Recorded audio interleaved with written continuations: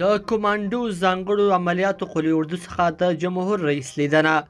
جمهور رئیس او د وسلوال پوځ اعلی سرقمندان محمد اشرف غني نن سهار د کمانډو ځانګړو عملیاتو قلي اردو څخه د لیدنې پر مهال د هغوی د غوښتنو او وړاندیزونو د اورېدو ترڅنګ ورته د لوی اختر مبارکي وویله.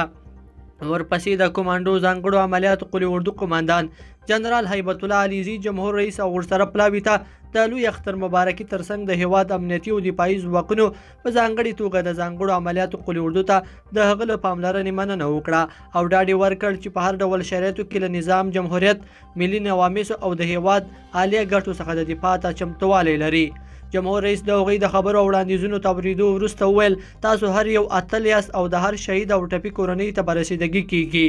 جمهور رئیس د ځانګړو قطاعاتو اتلولیو ته په اشارې وویل هر ډول ملاتړ ته مو چې اړتیاوې درته برابریږي او زموږ د ارادې منشا د افغانستان ازادۍ، برابري او د تیرو 20 کلونو لاسته راوړنو ساتنه ده، خو د دښمن نیت تور دی او تاسو ورته ثابته کړې چې خپل هغه ارمان به ګور ته ویسي.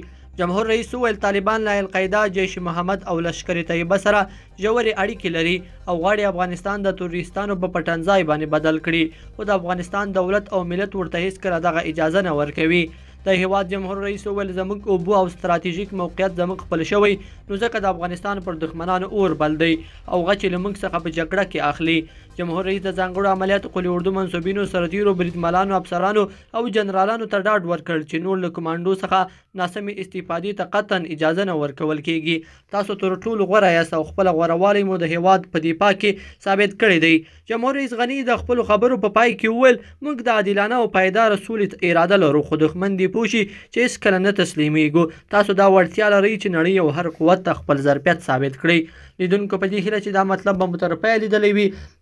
که مو دغه ویډیو خوښه شوې ویډیو لایک کړئ او چینل سبسکرایب کړئ.